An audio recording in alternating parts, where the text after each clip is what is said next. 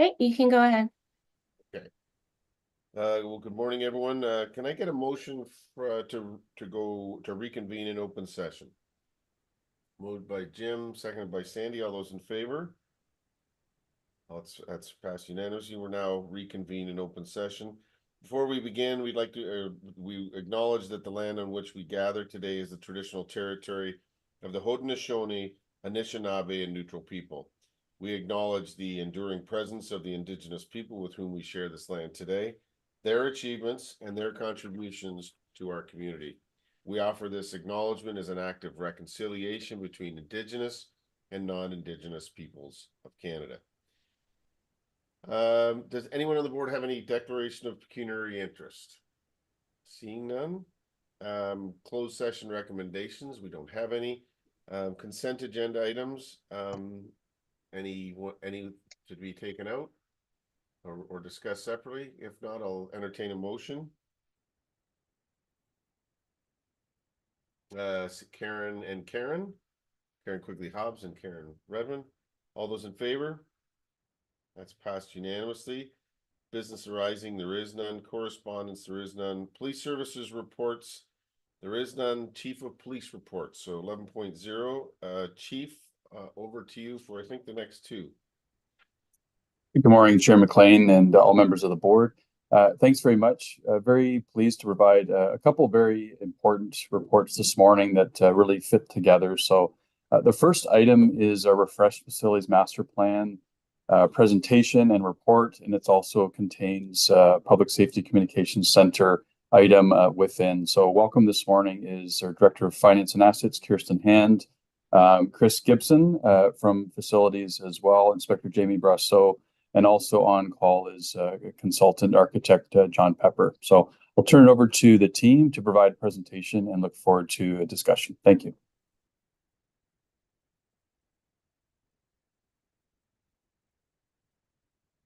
Thank you, Chief. I'm just going to share my screen here.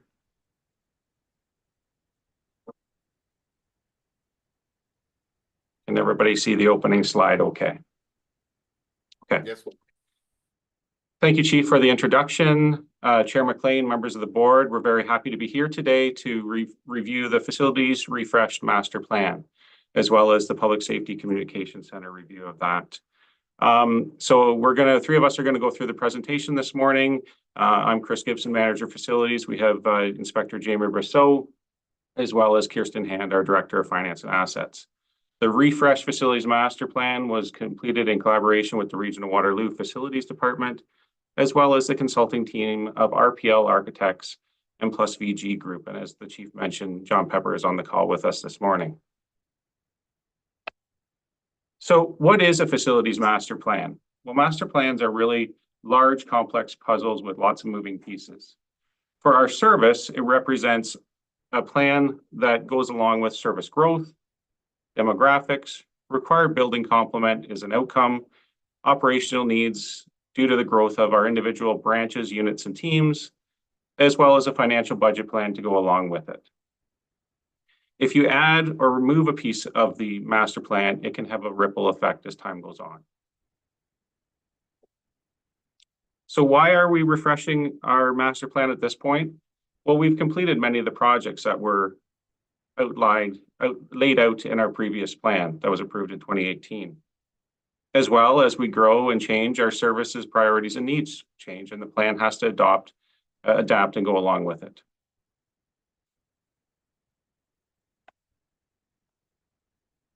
So just a status update from our original facilities master plan that was approved in 2018. Some of the completed projects we've worked through. Our headquarters front lobby renovation, we took our old lobby from the original building and we updated it. We renovated it, we did security upgrades, and we completed that just after the pandemic. We built our new central division, which was a 6-year project, and we opened that up last November.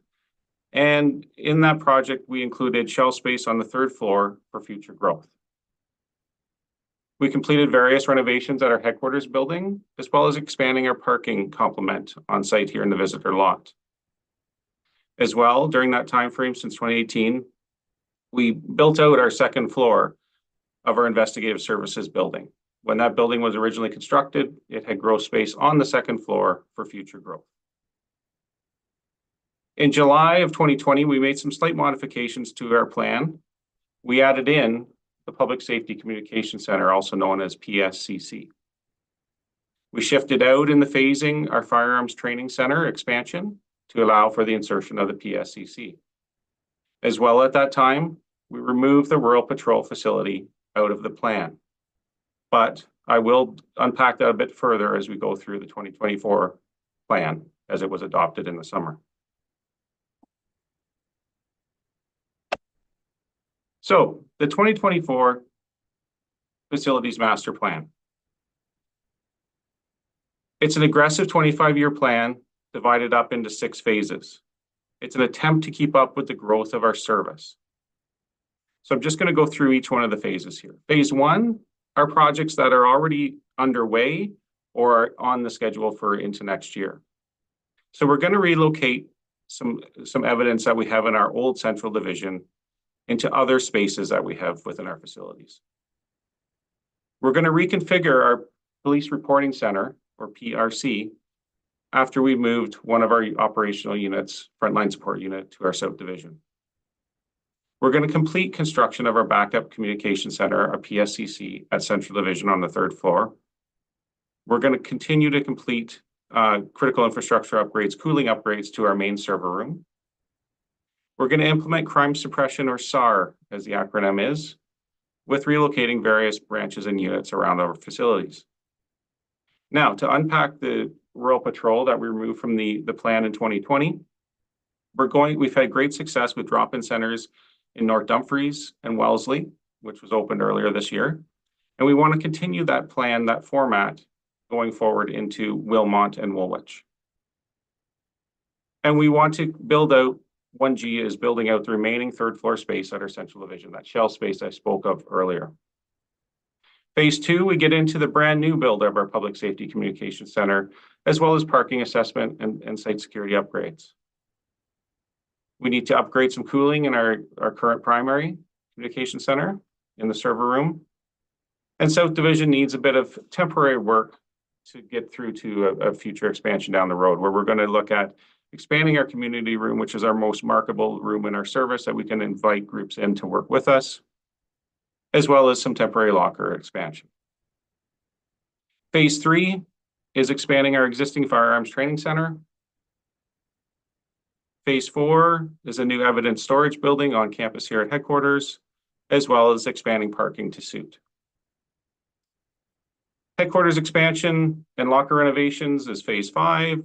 Also included is an ERT garage, our Special Response Unit garage expansion, and further expansion and reconfiguration of our Police Reporting Center.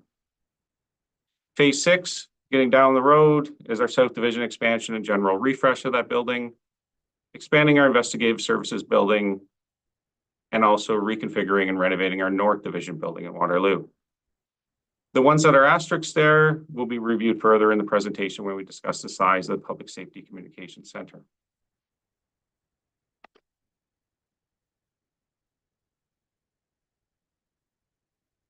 So,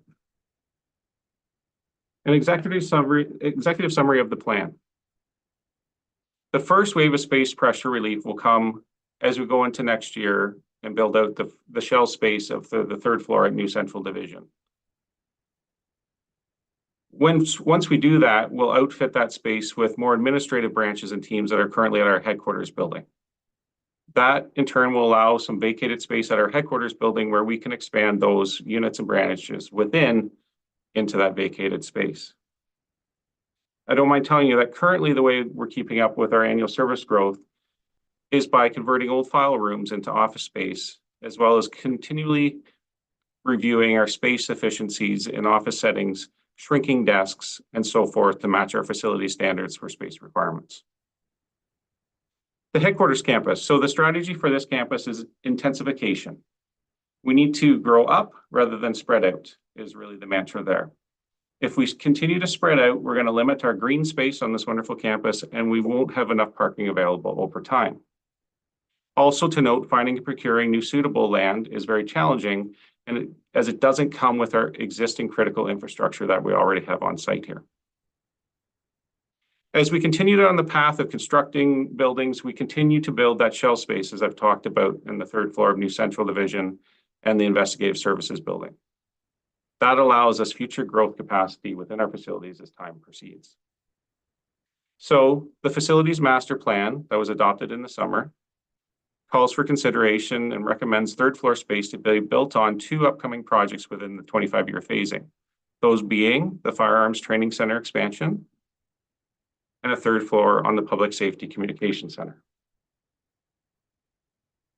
I'm going to pass it over to Inspector Rousseau at this point. Good morning, everyone. My name is Jamie Brosson. I'm an inspector in finance and assets, and I'm the project manager for the build of a new public safety communication center. In 2023, the board approved the construction of a new standalone public safety communication center, or PSCC, here on the HQ campus.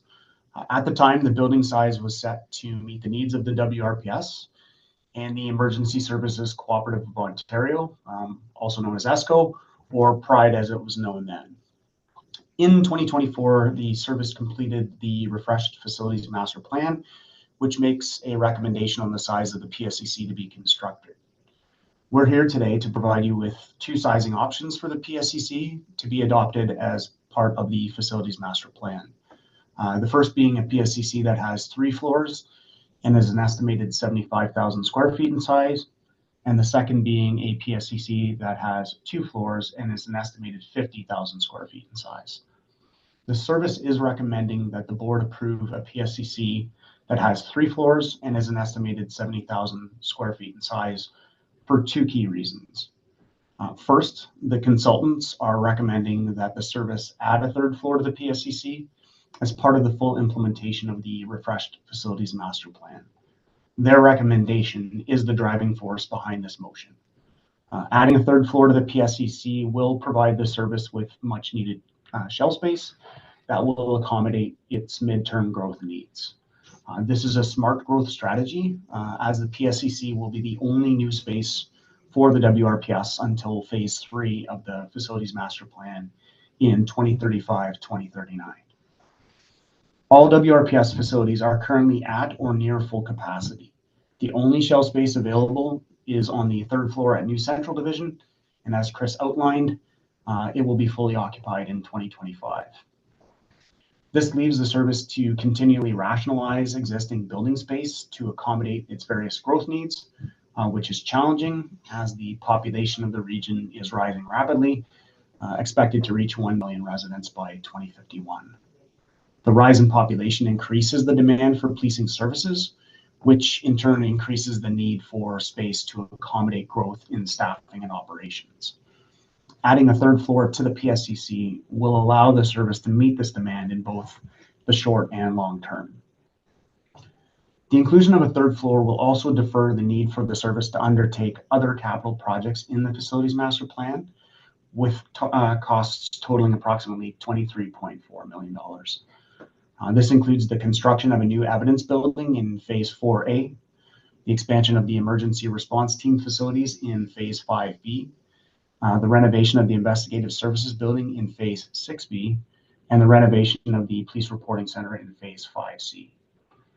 Adding shell space to the PSCC would allow for a series of planned movements at headquarters, investigative services, and the police reporting center that would relieve pressure at those facilities. In the Facilities Master Plan, the consultants have identified that the service should focus on the intensification of building space as a means of managing growth on the HQ campus. By including a 3rd floor on the PSCC, the service would be building upwards as opposed to outwards. This will reduce sprawl on our campus, ensuring that there continues to be room for parking, for green space, and for other future considerations. Again, this is a smart growth strategy. The second reason for our recommendation is that a larger facility will fully accommodate the vision for the PSCC. A 75,000 square foot PSCC will provide enough space to accommodate the vision we have for the facility, which has 3 components to it.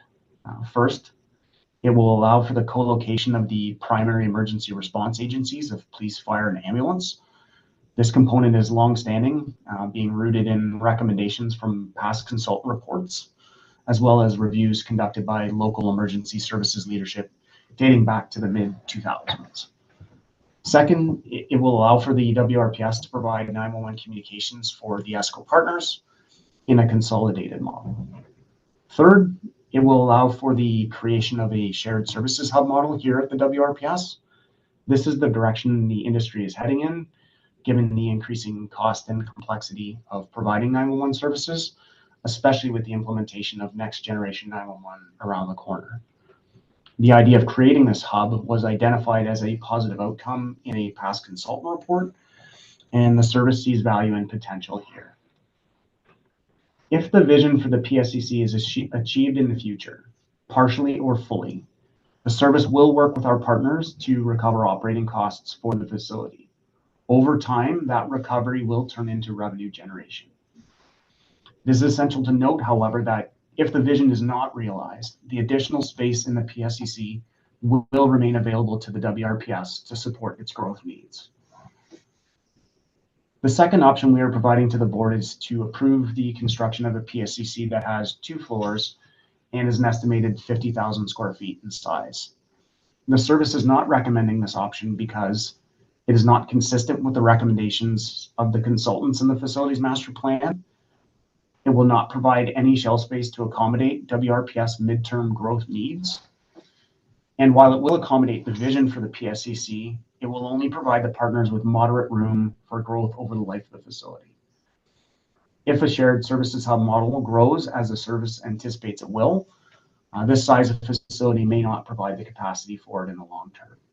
And finally, if it's subsequently determined that the service needs more space beyond 50,000 square feet, any future expansion of the PSCC once it's operational would be complex and disruptive.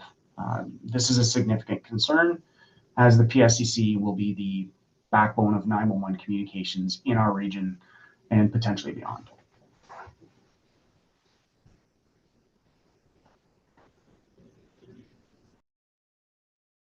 Thank you. So the capital expenditure requirements of the revised facilities master plan can be found in the appendices of the report.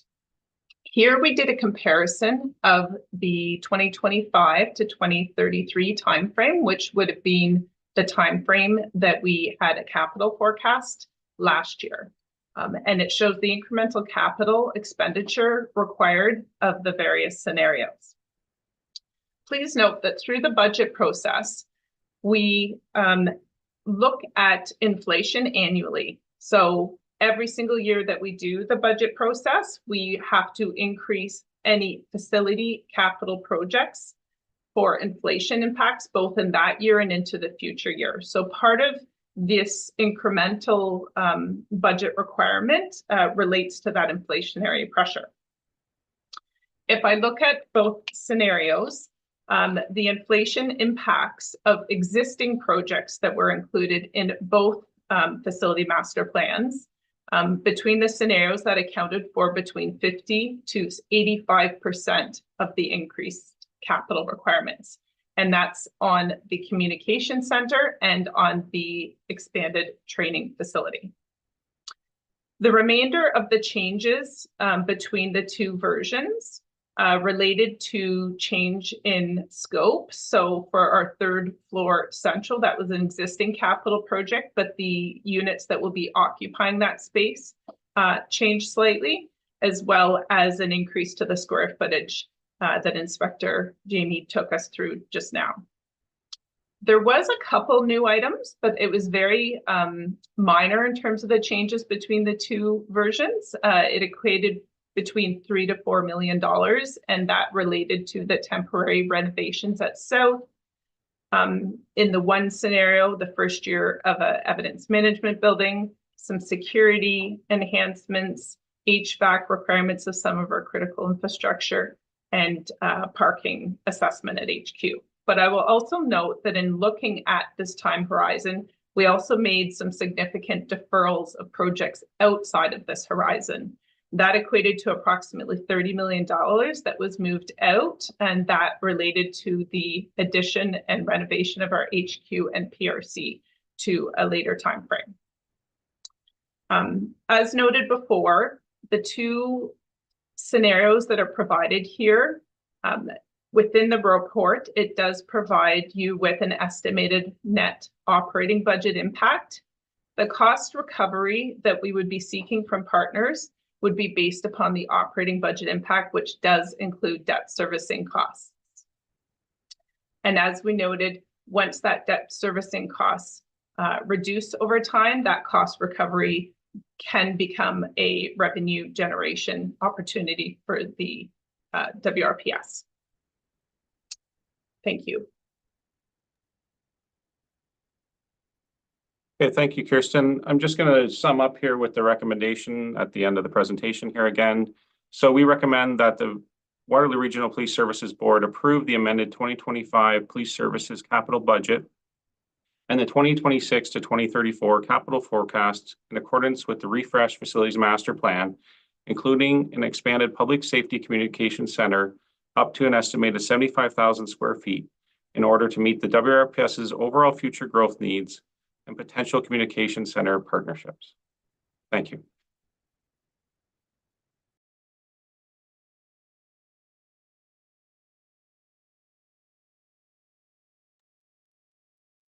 Okay. Chief, any comments or questions? Are you going to take that screen down so I can see the, thank you. Perfect. Any comments, Chief, before I go to our colleagues?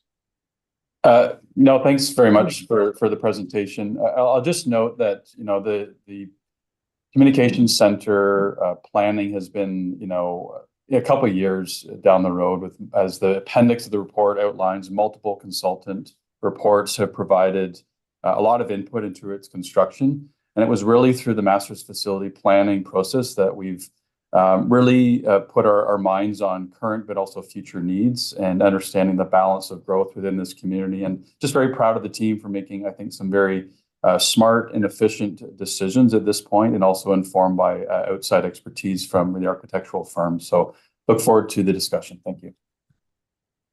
Okay, I wasn't sure who was first, but I'll go in order. Sandy first, and then Karen Quigley Hobbs, and then Karen Redmond. Thank you. Through you to whoever wants to answer this.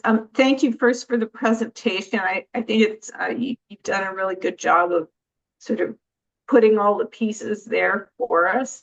But just to sort of bring it all together for me and maybe someone else who may be listening, the third floor plan in Central Division, I think that was built and approved not too terribly long ago. And so there was anticipation of using that. Can you just expand a little bit on why, like, did that fill up a lot quicker than we anticipated and some of the reasons for that? Any of us are qualified to answer, but I'll try to be efficient in response. So, you know, given this is a multi-year project, you know, there were originally plans to move the communications center to that third floor.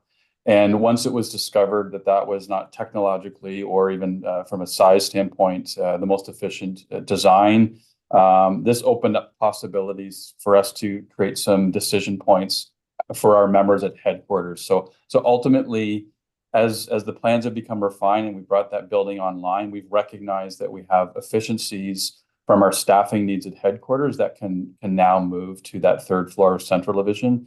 It will open up some very efficient opportunities for us to use the existing space on this headquarter campus.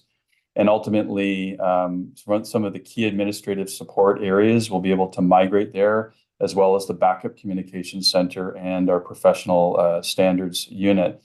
So ultimately, within the last few years, those plans have come into mind, but from a cost and efficiency and space use of space standpoint, this has allowed us to maintain, you know, the current cadre of buildings and facilities that we have. And as was noted, that the next build of the Public Safety Communications Center will be the only new build for a decade plus. on this existing campus. There is also plans for some training expansion as well, but ultimately, the plans have allowed us to use existing space more efficiently with the migration to the third floor of New Central. Thank you. Okay. Anything else, Sandy? If Karen Quigley-Hobbs. Thank you. Through you, Chair. Just a comment. Thank you for the presentation as well. I guess the one thing that keeps going through my mind when I listen to the discussion of this type of issue is impact. And when I think about making short-term decisions or making long-term decisions based on short-term pressures, I have visions of schools going up with 1 million portables surrounding it very shortly after the school is finished. And then I also have visions of the water situation out in Calgary. So I applaud the effort to look at this in the long term and support that. One quick question, really for Kirsten. I'm wondering if you could review how inflation is calculated into this again. It's an early meeting and I missed it the first time. For sure. So the region's policy has been that inflation is updated on facility capital projects annually. So at this point, all facility projects will assume like today's essentially inflation. So any inflation that's incurred from today till next year will be factored on. So there's not an assumed like inflationary increase. So that results in the total capital plan related to facility projects increasing annually due to that inflationary factor. Okay, thank you. Karen Redmond. Thank you, Chair McLean. I just want to say that I think that this proposal very much has captured and focused the input that the board has given in previous conversations. This is more than just housing and facilities. This is actually what goes into the facilities.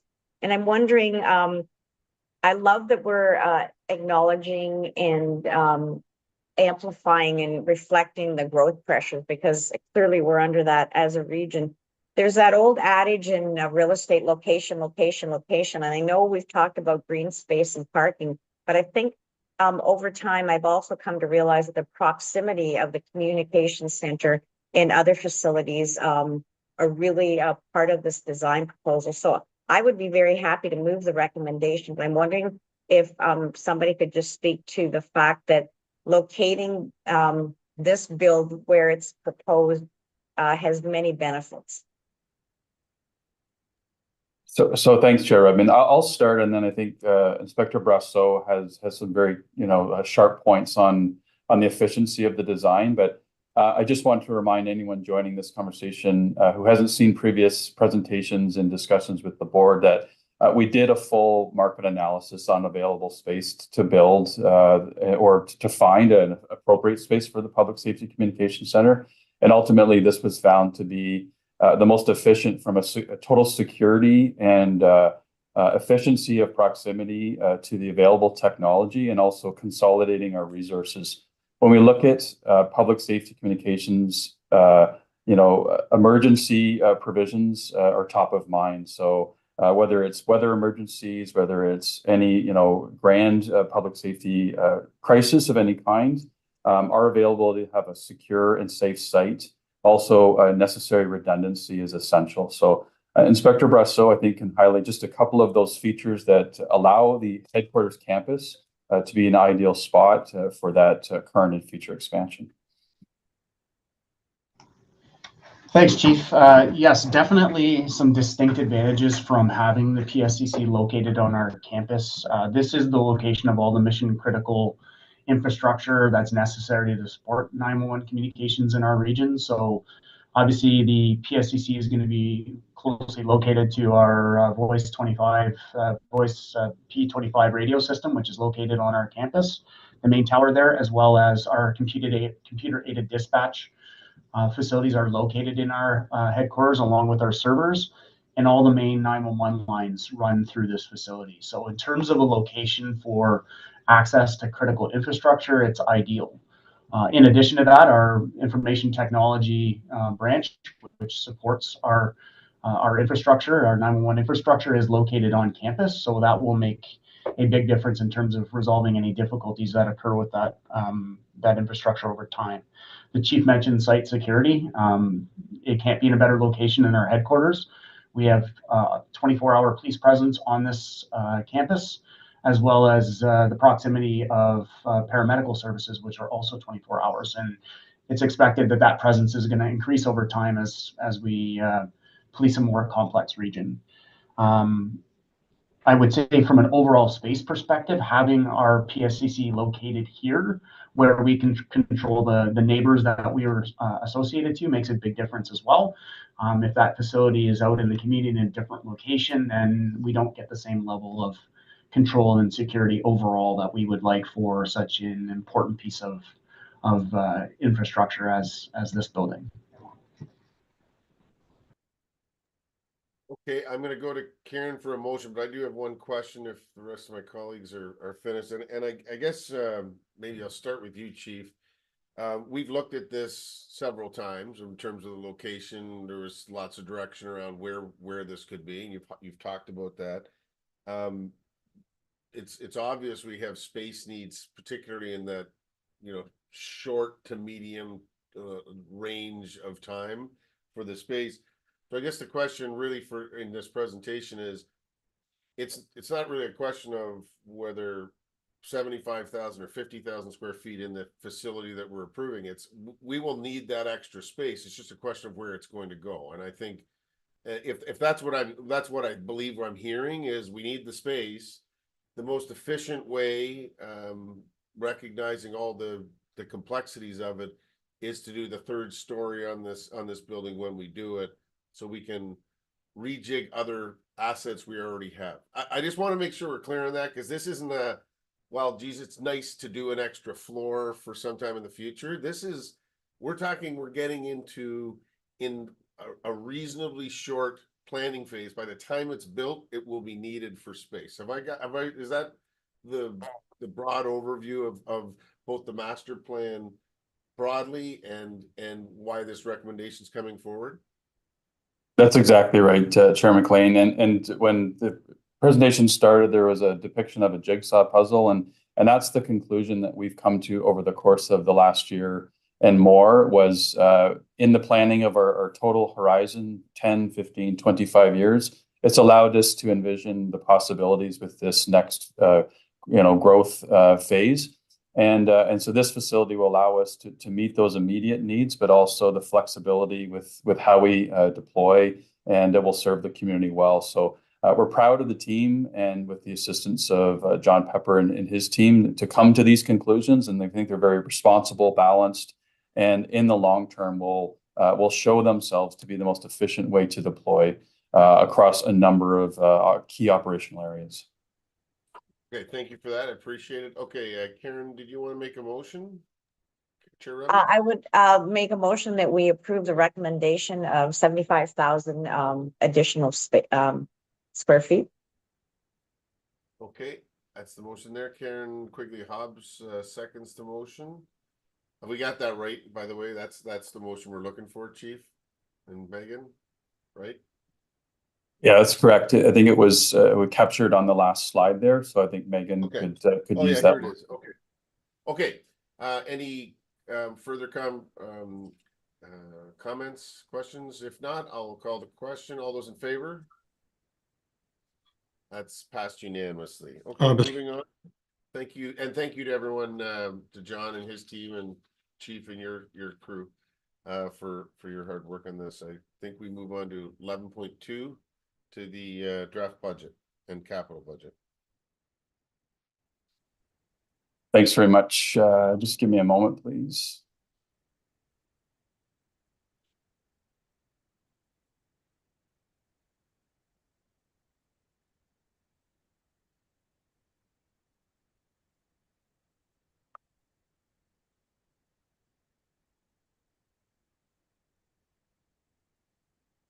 Okay. Thanks very much, Chair McLean, members of the board. Very pleased to provide this 2025 draft operating and capital estimates presentation to you today.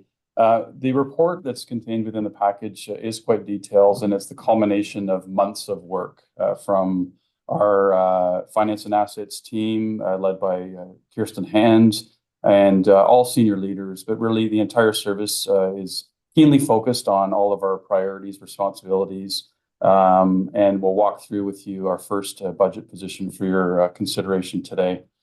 And looking at our responsibilities, we're really very pleased to have the 2024 to 2027 strategic business plan available to guide the priorities of our community and the board. And really in naming our commitment to safety, our connections, which is crucially in how we communicate and reach members of the public, the commitment to the wellness and safety of our members, and of course our resources, bricks and mortar, available technology, but also to ensure that we have the capable human resources to carry out our operations is essential to us. So that has been the guiding principles by which we've constructed the budget, with the total balance of all of our economic pressures that Director of Finance will go through soon. So recognizing that so much of our work is rooted in legislation, we have this year, the Community Safety and Policing Act has come into force on April 1st, and this has given us a keen focus on providing in legislation what is described as adequate and effective police service delivery within the region of Waterloo. There's also a new inspector of policing, which provides us additional focus on what is known as generally applicable standards. So we're into a new era of professionalism, and to ensure that every community in Ontario has that level of effective and adequate police service delivery, focusing on, as is highlighted on the screen here, crime prevention, law enforcement, maintaining public peace, providing emergency response and assistance to victims of crime. And that's highlighted on the screen here today. We can see that the makings of this operating capital budget is really rooted in those legislative responsibilities. One thing that I'll note, and we're happy to provide some details, is that $1.6 million of this year's proposed budget is tied to the implementation of the CSBA costs, namely equipment, provision of emergency response capability, training, and a number of key investments. So this is a pressure faced by every police service within the province of Ontario, and there are advocacy attempts through the Ontario Association of Chiefs for cost recovery, but there are no guarantees within this horizon. So moving forward, just to highlight some of the demands, we know that every community in Ontario is facing considerable economic pressures. And when we look at service demands for police services within the region of Waterloo, within last year, we saw an 11% increase in the total call for service demand. So over 372,000 calls for service within our community, and that's a combination of 911 calls, non-emergency calls, our online reporting, and some of our proactive initiatives. So we're seeing the steady growth, and we're also realizing the pressures upon our members who are facing some considerable investigative pressures. Our members have the second highest police reported crime rate in the Statistics Canada reports that have been previously presented. And also within our region, our members are facing the highest UCR, or Uniform Crime Reporting, caseload per officer amongst the Big 12 services. So we know that the pressures for our members are real, and our ability to efficiently respond, to investigate, and to close cases is under considerable pressure as well. As I will show in a graph in the next slide, we do remain below the Big 12 average for officer to population ratio within the province of Ontario. We're also seeing that the average sworn officer continues to be a growth challenge for us within the fastest growing community in Ontario. And what this means for us is, considerable pressure demands that we tried to highlight with the board through all of our operational reporting. Currently, in terms of our efficiency and the cost per resident evaluation, WRPS now has the third lowest cost per capita per resident among the Big 12s, only outmatched by Halton Region and the Ottawa Police Service as well. And not only are we committed to the efficiency of our operations, but also modernization, innovation, our efforts with continuous improvement, but also our efforts to move upstream in every potential avenue. We are seeking to lead with all of our community partners the charge on advancing the Waterloo Region Community Safety and Wellbeing Plan, which we hope will allow us the best community response to a number of issues such as intimate partner violence, gender-based violence, combating hate, addressing mental health and addiction needs, and also safe and inclusive spaces. So we look forward to that continued commitment. Just highlighting here for you that when you look at the center of the graph, Waterloo Regional Police continues with our comparators to be amongst the lowest officer to population ratio. So within the 2023 analysis, we currently stand at 131.6 officers per 100,000 residents. And as signified, this is below the Big 12 and provincial and national averages. This is but one metric that we evaluate our staffing needs and the community expectations, but it does speak to this board's commitment to growth over time. We have seen since the 2022 budget deliberations a commitment from this board to meet those expectations and demands. And so what we are proposing is a continuation of the third phase of the approval of 55 frontline resources. So that's 55 officers added to our complement within the 2025 landscape. And we're very pleased with the recruitment and talent acquisition efforts by all of our service members to bring us towards our authorized staffing complement. And look forward to that reporting mechanism as this year rounds out. Also highlighted within the report is our commitment to grow the service as the community grows, by also adding crucial civilian support along the way. There are crucial additions within our communications, administrative support that manage digital evidence management, and so many other crucial administrative functions that simply are hallmarks of modern policing. I'm very proud of the work of our civilian members as well. So I'll now turn it over to Kirsten Hand, who will talk about some of the challenging budget drivers that make up the balance of our proposed budget this year. Thank you. Our budget process actually began in the spring of this year. There was a number of activities that went on, including discussions with our departments, reviewing prior 3-year actuals, looking at a strategic business plan and what investments may be required to meet those, the plan. And so a lot of the input in relation to the budget came into finance over the June and July timeframe. And similar to our facilities master plan concept, it's a big puzzle again, where we pull all the pieces together. So we started our reviews with the senior leadership team and our executive over August and September. We had a number of review dates. And throughout that process, we were able to reduce some of the dollars that would be required in the 2025 budget. Some of those efficiencies included $4.3 million that was factored or reduced from our 2025 operating budget estimate, or 1.9% reduction.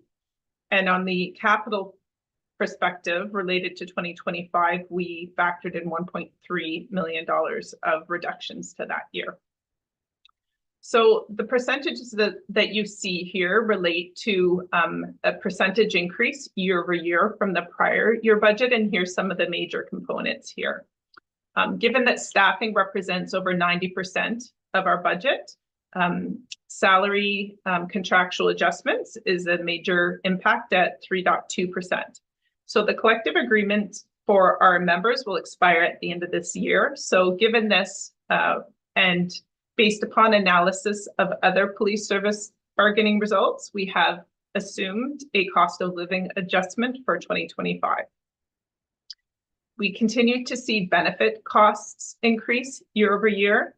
Some of those relate to the enhanced CPP, or Canada Pension Plan program.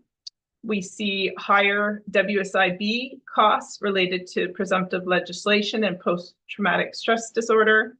We continue to see costs related to our health and dental, long-term disability insurance costs, and our retiree benefit costs. Although I will note that in our prior bargaining, we did mitigate that through the grandparenting of lifetime benefits to members in 2021. The other piece is that as we increase salary, we also see increases in some of the benefit costs. An example would be our pension, OMERS, as well as employee health tax. As the chief mentioned, we have included the multi-year staffing plan. So that includes 18 sworn officer staffing expansion along with a civilian support component. Other salary changes that equate to that piece relate to some investments of staffing for our Emergency Services Cooperative Ontario group. So ESCO, formerly known as PRIDE, that's the consortium where 4 other police services work with WRPS to implement technology systems across those police services. We also factored in some pilot projects that began in 2024, those being the cadet program to increase the pipeline for recruiting and part-time police. The last item is we continue to phase in an active staffing model that looks at backfilling members that are permanently off to ensure that the departments that have those members off on WSIB, where we continue to pay those salaries, are able to ensure that they have the number of people here to meet workload demand. And we also factored in a small overtime increase based upon prior year actuals. Now, every year we look at a salary gapping or position vacancy target. And so that basically recognizes if you have a member who retires or resigns, there could be a natural gapping or a vacant position until that position is filled. The other piece is we look at any of our new FTEs and how that position could be vacant throughout the year as well. So based upon that information, we did increase that provision by $1 million. So that reduced the budget. So that provision is now sitting at $3 million. Through the proposed capital program, we continue to look at our reserve continuity schedules across the 10-year and look at how we reduce our reliance on debt financing, especially related to current capital assets. So we did increase some of those reserves, and we continue within our budget to contribute to unfunded liabilities such as sick leave and future employee benefit reserves.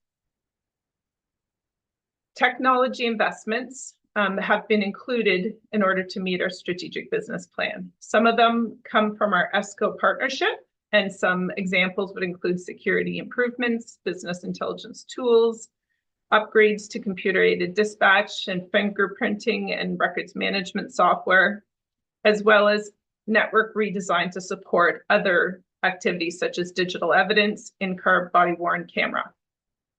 Both ESCO and WRPS saw significant inflation relating to existing software maintenance agreements. And on the WRPS side, some of the investments included looking at automating note-taking by officers from a current paper-based model, improving interview recording technology and integration with other systems, ensuring that we have support for our new human resource information system, security upgrades, reflecting data usage, as well as a switch from some licensing from capital operating that we're seeing in the industry. There is some other small cost increases amongst a variety of areas, including the legislative impacts that the chief mentioned earlier. And then I'll also note that we did see a revenue increase. So that did offset some of those increases that are highlighted on this slide. And that relates to cost recovery through some of our models like ESCO, fire services, increases in record checks, port security funding, and other provincial grants. Next slide, please. So this resulted in a 2025 draft operating estimate of $253 million, which is an increase year over year of $24.8 million or 10.84%. Right now, the region is assuming an assessment growth of 1.75%. So that represents a tax impact on the police portion of the property tax bill of 8.94%. I will note that the police portion of the property tax bill is approximately 31%. And we've seen slight reductions of that percentage over time since 2021. Next slide, please. So if we just switch to capital, the scenario that was approved through the prior presentation is scenario 1. So that represents $26.3 million in 2025, or a 10-year capital forecast of $422 million. Just to touch on some of the major impacts, our projects in 2025. So we continue with our life cycle replacement of vehicles, equipment, and facility renewal. I will note that we did reduce the vehicle estimate from the pre-budget procurement report in September by $1 million. Some of the major projects include meeting the CRTC mandated deadline for next generation 911, where police services will be able to receive text messages, and that deadline is in 2025. Continuing to upgrade fingerprint technology on behalf of ESCO. So we do see cost recovery from the 4 other police services for that capital project. Implementing phase 2 of our human resource information system, and that is in partnership with the region. We'll conclude that project in 2025. Rolling out of the body-worn video to our central division. Continuing to outfit the 3rd floor central over 2025 and 2026, the public safety communication system. From a reserve perspective, we do review our reserve continuity schedule in partnership with our capital program annually. So as a result, we did increase the contributions to both the vehicle and capital reserve so that we can fully fund our 2025 requirements. However, we do note that we are seeing deficits in 2026 for both of those reserves, so we will continue to review that through subsequent budget processes. However, on a positive perspective, our facilities renewal reserve contribution increased. And for the first time ever, we will require no debentures to be issued for managed facilities renewal. And the 10-year reserve continuity forecast is now completely balanced. So this supports the region's long-term financially sustainability target in that no capital renewal projects are debt financed. Thank you. Thanks, Kirsten. So just to bring into focus as well, WRPS is very proud to work with so many community partners, but as well with our municipal and public safety partners as well. So for decades, we have shared a leadership role in the communications provisions. So any call to 911 currently comes into a WRPS facility and is downstream to paramedics and fire as required. The cost of public safety communications is something we're happy to continue on behalf of our entire community to adopt as a responsibility. But we can see highlighted on this slide that there's approximately $9 million of regionalized services, mostly comprising of our 911 communications needs within the region of Waterloo. We also provide municipal bylaw service dispatching and monitoring for Kitchener, Cambridge, and Waterloo. And that has been an ongoing partnership. The board has encouraged us to engage in discussions with our municipal partners on the future of that arrangement. So those are underway. Also shared responsibilities, as mentioned, are with the Community Safety and Wellbeing Plan. We provide emergency management support. So Alert Waterloo Region and other emergency preparedness activities are coordinated between WRPS and the region of Waterloo.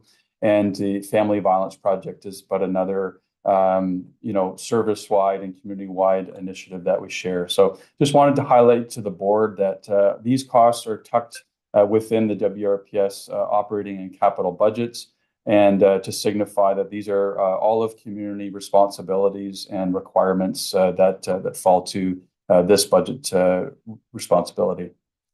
So what is before you for your first draft for consideration is a continuation of the board-approved staffing plan.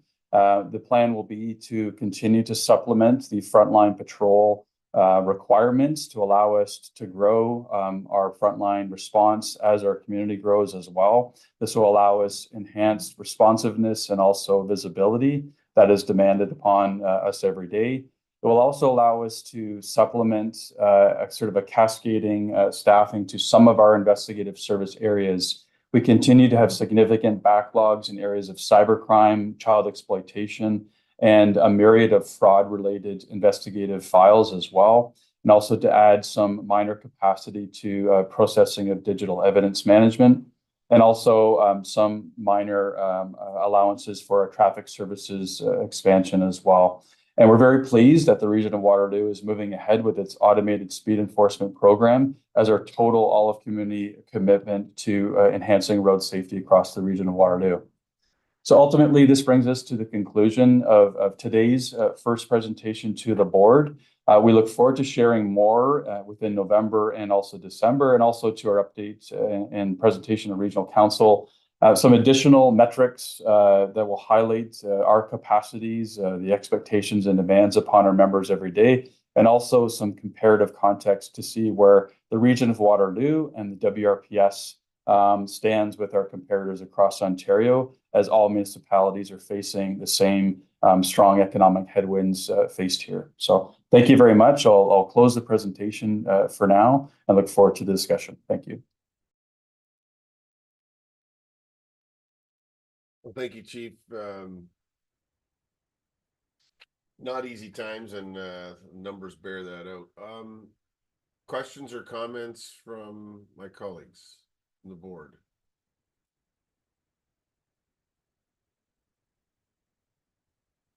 Chair Redmond. Thanks, Chair McLean. Kirsten, you talked about contributing to the fund to cover off unfunded liabilities.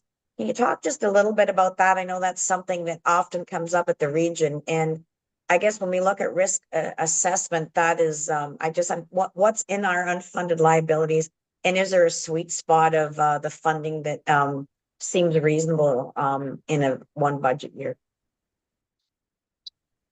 So yes, we started at the direction of the board through our annual reserve and reserve fund review report in the springtime frame. The board directed us to ensure that we were contributing towards reserves that would represent what was previously unfunded liabilities. And was more noted more recently with the region's financial sustainability report. So we started that through the 2024 budget process. We started contributing towards both a sick leave reserve and future employee benefit reserve. So within our 2025 budget, we've continued to contribute towards those reserves. It's about $250K each that we're contributing towards them. There still is quite a significant gap to the liability associated with it, but I think it's a good step to recognize that we need to start contributing towards those reserves for future costs. Thank you very much. I think that's only prudent, and I really appreciate the fact that that change has been made. Okay, Karen Quigley-Hobbs. Thank you. Through you, Mr. Chair. I do appreciate the presentation and all of the hard work that the group has done in order to come up with the best type of recommendation that you can make. I guess I'm going to ask the big ugly question.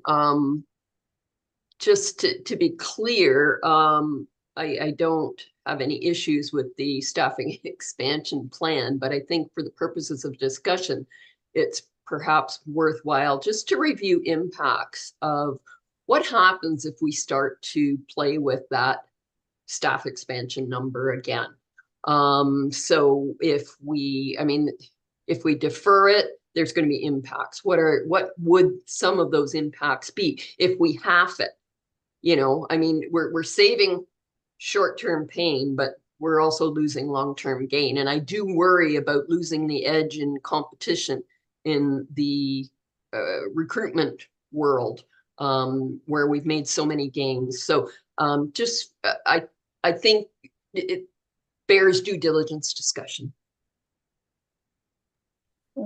Thank you very much. You know, looking back to where we were in 2022, we had conducted an analysis based on caseload demands, officer to population ratio, visibility, and community expectations, and so on. And that led us to what was our recommendation. It was also reinforced by an external consultant. And the recommendation was to add an immediate infusion of 55 frontline officers. And that was not including civilian expansion or investigative services as well. So working with the board, we decided we thought was prudent to spread that over 3 years, which has allowed us the 19 in 2023, 18 in 2024, and the recommendation to continue in 2025. And as the community has grown, we really haven't moved the needle very much on the gap, when we look at our comparisons as well. So we're very mindful of the responsibility that we have for the total balance of our resourcing and everything else happening within the community. And so our commitment has been, to be as responsible and prudent as possible. Some of the metrics, though, that you have seen playing out through StatsCan reporting, and I highlighted just a snippet today, was the caseload per officer, looking at case clearance capacity, and really just the expectations for service demands, where we continue to face considerable pressures. So we still feel this is a prudent and responsible approach to expansion. As we reach the tail end of this recommendation, we're with the board upon direction, but we are prepared to look at the immediate and longer term horizon as well, to say what does staffing expansion look like moving forward as the community has grown considerably and is expected to moving forward. So drilling down to your question, I mean, we recommend that the immediate needs are pressing.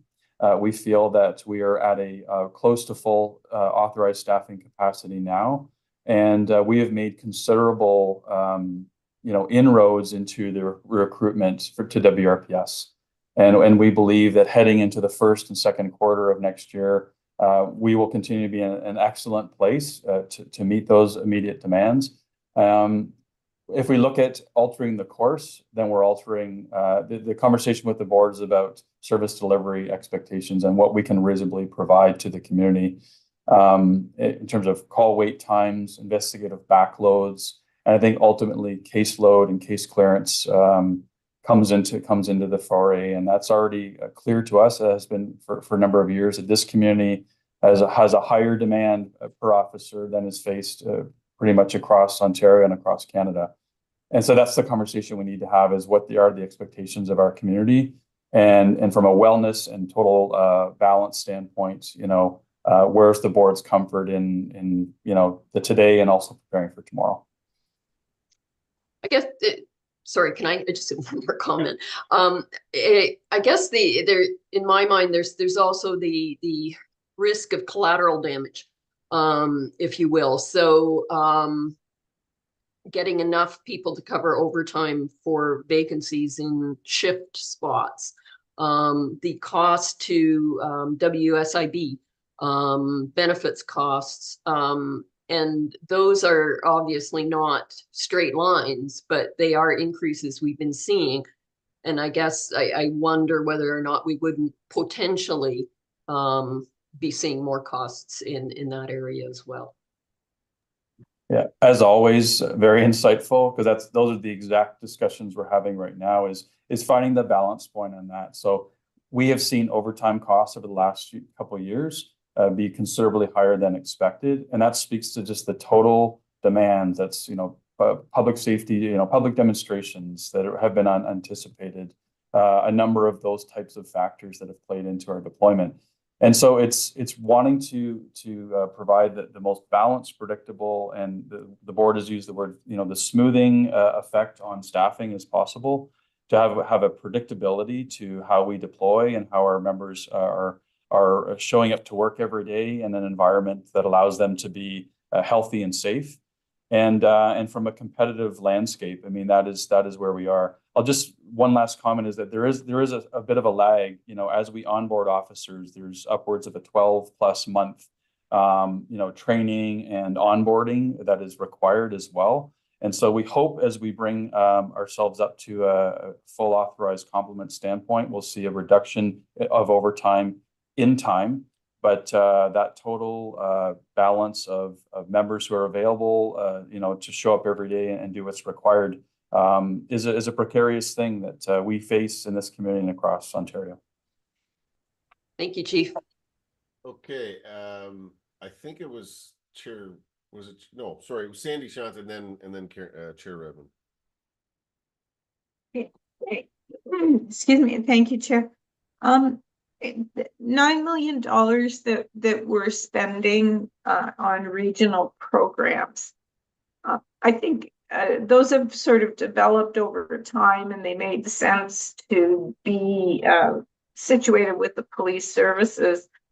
Has there been any analysis done on what that would cost if we were to stop providing those services and they were to be provided elsewhere?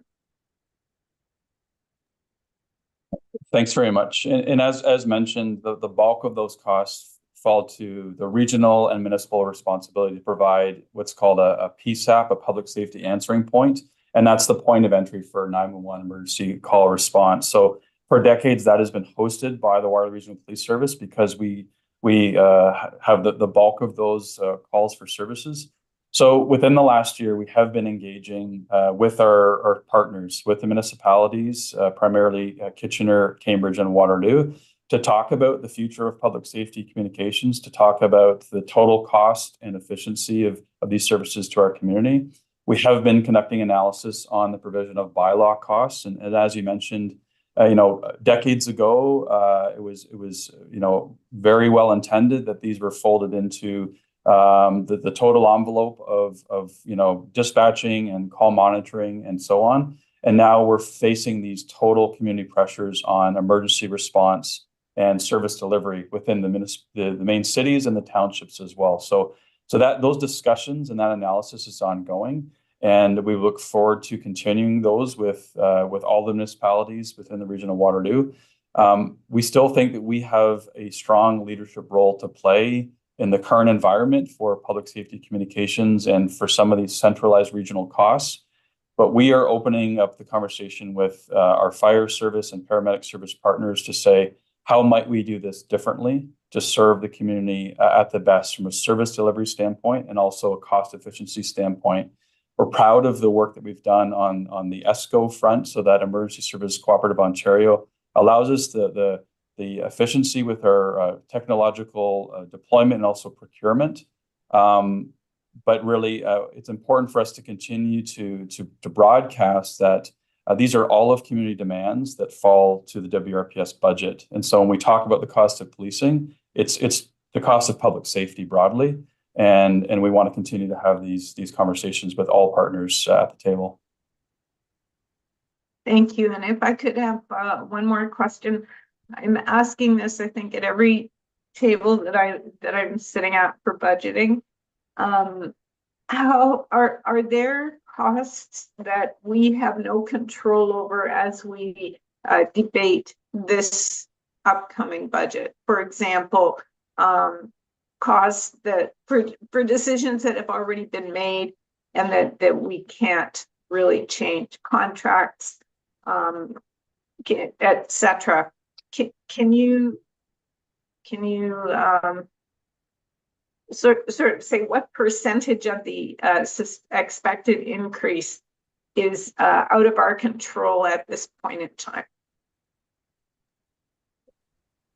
So Kirsten, I know I can see you doing some calculations there to be efficient in response, but I think that with those budget drivers, I mean, a lot of those sort of fall into those categories of almost non-negotiables, and we've really tried today to provide you the most direct, but also the most expedient path to where we are with being as honest as we can about the pressure. So Kirsten, I might open the floor for you just to highlight some of those pressures for this question.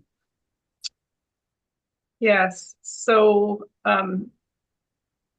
it's the degree of ability we have to manage each of those buckets, which is the trickier thing. So obviously, you know, in terms of contractual adjustments, we have not yet negotiated agreements for next year that would drive cost of living. However, we do know the results from some other police services, and often they can impact ours. So I think there's a degree of ability to influence some of these.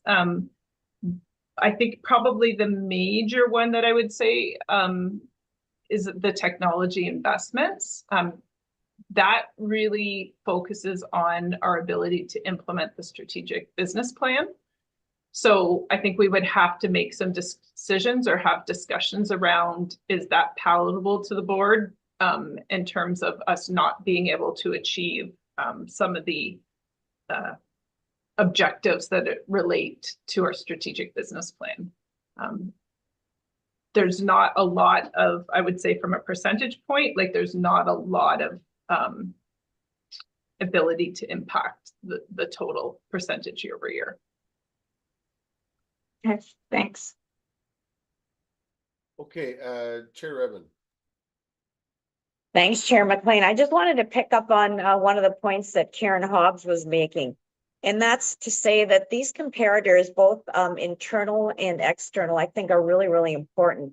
Without going into names, I'm on calls and meetings all the time with leaders of regions and single-tier municipalities that provide police services. In one police service, are looking at trying to recruit 159 officers this year.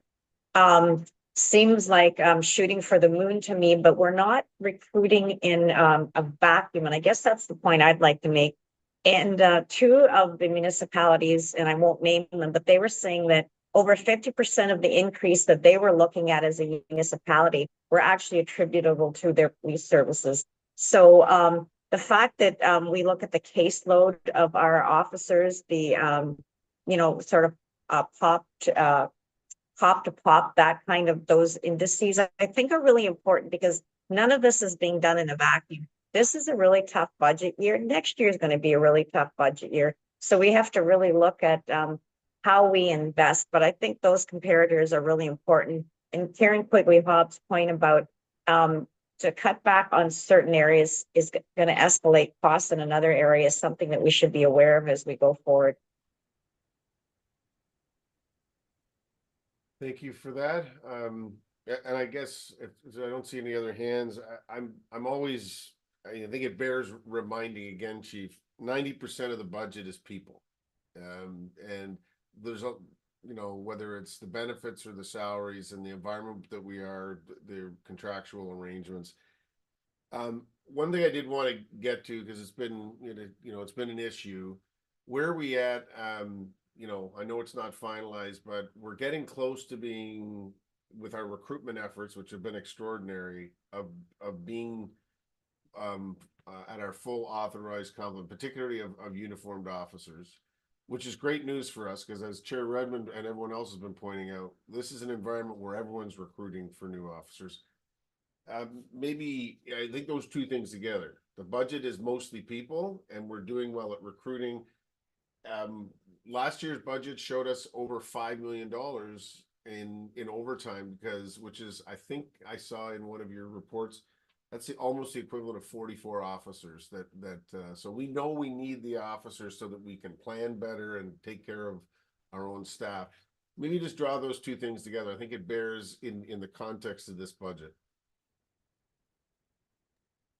Thank you. So there's no doubt that as Chair Redmond has highlighted, we are in a very competitive environment, but the total commitment to you know, the outreach and mentoring opportunities have finally borne fruit, and credit to the province of Ontario for expanding capacity at the Ontario Police College. So now with 4 cohorts of hiring within the calendar year, and even some additions just recently announced, that has allowed us to catch up to very close to our authorized staffing. So our projection right now is by the end of 2024, we will reach our full authorized staffing, which means that we will have added very close to the 55 officers approved by the board.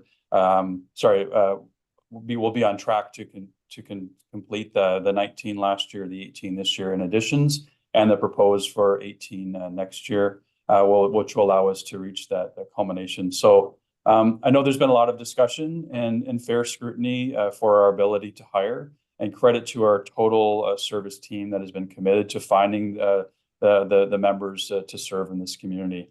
And there's no doubt that there will continue to be some lag on, as I mentioned, the onboarding and the availability of those officers to be deployed.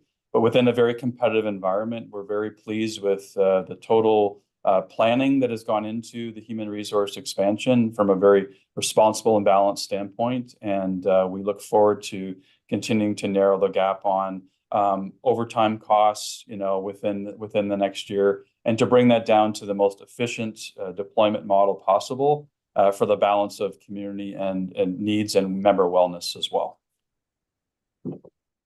Okay, thank you. My last question, and I guess it is in context of the discussion around the communication center and the work that on behalf of the community, whether it's bylaw or the other emergency services, that it does take on that role, and there's some cost to that, which then needs to be recognized.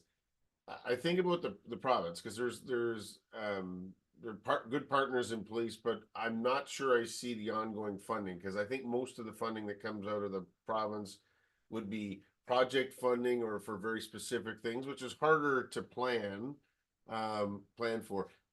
Are there any things that the board should be doing in terms of advocating with the province where there may be some, we've talked about this a little bit, unfunded mandates, if you will, of things that we're doing where we're getting either temporary funding or one-time funding? Is that something that we should be, through the Police Boards Association or advocacy efforts in Queen's Park?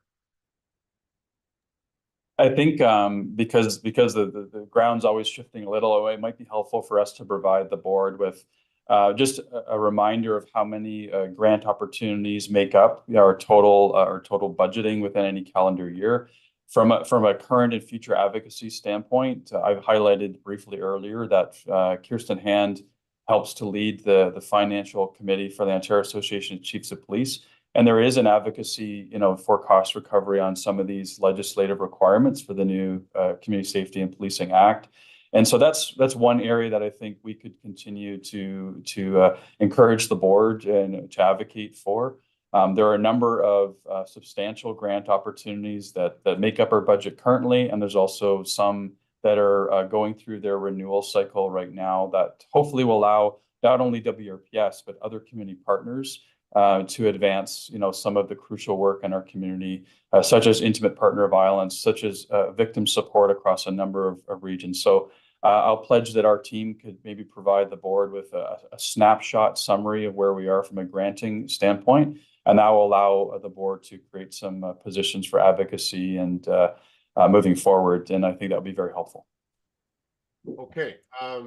Just lastly, Keith, maybe the question for you: what's next? What in the process? So when can we expect to see this back, and what just in terms of the timing? Thank you. So the calendar before us is that at the next November budget meeting, we will have a refined position. We've had some great input today from the board. We will continue to refine any of the costs, and the marching orders that we have taken on as a leadership team is to ensure that we are as committed to evaluating every single dollar, every single commitment that has been outlined with you today within the report and shortly within the presentation, to ensure that we are bringing forward the most efficient budget proposal to the board for your consideration. So the November meeting will highlight some of that with some additional context and comparison as well. We also have the upcoming budget input opportunity for our community as well. And then before us in the next couple of months will be a presentation to Regional Council, and then on December 10th and 11th will be the finalizing of those positions. So the work is underway, and we're already preparing the next budget presentation for this board for the November budget meeting and Police Service Board meeting. Okay, thank you for that. I appreciate we appreciate the the fulsome nature of both those reports, which is the biggest chunk of finalizing the budget. Seeing no other questions, we'll finish off the agenda. New business, I don't see any. Future agenda items, don't see any. Information items, and I think this relates back to the budget. Our next public information session for budget, a comment on the budget is October the 28th from 5 to 6 p.m. And it's online, virtual, so you can register. Where would people find that if they want to find it, Chief?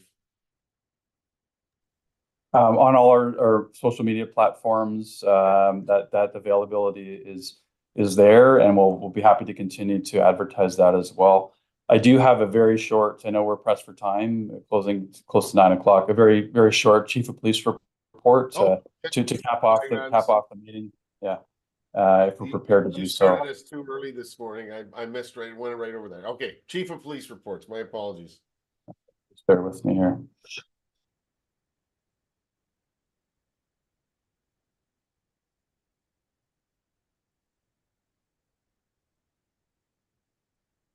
So thank you, members of the board. Just proud to provide the Chief of Police report for the month of October, looking back at some initiatives that our members have been undertaking. When we look back at Project Safe Semester, our officers issued over 500 charges during the course of mostly. So thank you, members of the board. Just proud to provide the Chief of. There's a strange echoing there. So I'm just going to start over. So members of the board, our Project Safe Semester was underway throughout the course of September, and our officers laid over 500 charges during this initiative from late August into the end of September. And during our homecoming events, there was over 100 charges laid under the Highway Traffic Act and some criminal investigations as well. So in total, 543 Safe Semester charges. Working with our public safety partners, mostly within the Waterloo, the City of Waterloo corridor through the course of the month as students have returned to the region.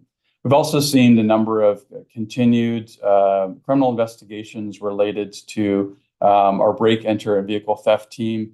Investigating, what is a recurring issue within our region is thefts related to scrap metal and also businesses throughout the community. So just as an example, on October 6th, officers responded to a break and enter at a Sheldon Drive in Conestoga Boulevard business where a number of suspects had broken into and stole a significant amount of rolls of copper wire valued at $50,000. And we're doing some target hardening and some great work with our community partners to really tackle some of these issues that are plaguing businesses and residences throughout the region of Waterloo. This is an Ontario-wide challenge within many communities, is some of the thefts really plaguing businesses and their operations. We've also seen a number of violent incidents, and just one example here was a stabbing incident that occurred on Victoria Street North and St. Leger Street within the city of Kitchener on October 6th, where one individual was injured and sent to an out-of-region hospital. And displayed here are some of the individuals that we're still seeking throughout this investigation. Also want to note that we are looking at a number of stolen vehicle investigations. So example, on October 8th, officers completed a search warrant at a Cambridge residence, and we located a couple stolen motorcycles, as well as a number of young people who were charged with some of the offenses. And as we move forward with our youth engagement strategy, our commitment to youth crime and those opportunities to intervene will continue to play out in the months to come. So looking also at our commitment to stolen vehicle investigations, we can see that within the region of Waterloo, this is also signified within the Greater Toronto Area, there have been a number of vehicle theft investigations that have accelerated within this region. So the total number of vehicle thefts in 2023 were 695, and those have been outmatched this year at 875 within to date in 2024. One of the most alarming concerns we have seen is the number of carjackings or robberies with violence related to vehicle thefts. We have seen a doubling of carjackings within the region of Waterloo within the last calendar year. And these are of the most pressing investigative needs facing our communities. And we've also seen this as a trend across the Greater Toronto area within the last year as well. Looking at our commitment to road safety, highlighted on the screen is our continued monthly deployment of our traffic services unit, proactive and visibility related projects, as well as our frontline service delivery, looking at almost 500 speeding charges and other total commitment to the fatal 4 offenses in our traffic service provisions. Looking at the RIDE program, some amazing results of the number of vehicles stopped. And as shown on the screen, just on one example of a RIDE program, 1,500 vehicles stopped and 0 impaired drivers located. The community is getting the message. They understand where we will be visible and vigilant in enforcing impaired driving. And as we've rolled out our mandatory alcohol screening program, we're seeing great responsiveness and a real cooperation from our community in looking to drive down any of our impaired driving needs within the community. And we thank all those who, in their positive interactions with our officers, have really shown their commitment. As noted, the 2024 opportunity on October 28th will be for the Police Service Board to hear input on the 2025 proposed budget. So that will be hosted online from 5 to 6 p.m. And we look forward to input from the community based on the presentation today and previously. And those who wish to register can attend our police service site to register and for more information. We attended the Canadian Police and Peace Officers Memorial at the end of September. And although we are managing our homecoming provisions here in Waterloo region, we're very proud to be represented on Parliament Hill to recognize and honor Constable Dave Nicholson, who passed away 26 years ago in the line of duty.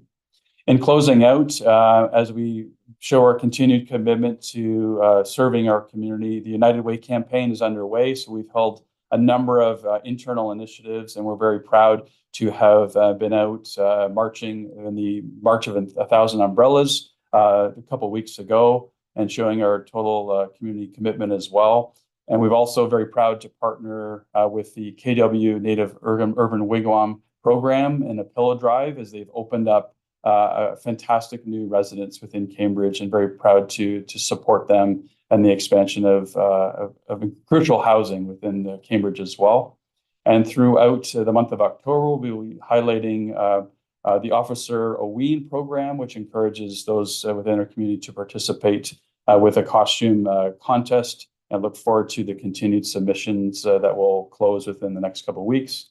And finally, throughout the month of October, we will continue to be immersed in our community in so many wonderful community events as the weather allows us to celebrate so many grand achievements and points of celebration in our community. So thanks for the opportunity, Chair Redmond, Chair McLean, and the rest of the board, and we look forward to the continued partnership moving forward. Thank you. Okay, any last questions, comments from the board? Chief, I thought the Halloween picture that you were wearing your uniform for flipping pancakes, your desire to be a chef, not a chief. So good for you. I'll leave it there. If I can get a motion to adjourn. Moved by Jim, seconded by Karen, Chair Redmond. All those in favor?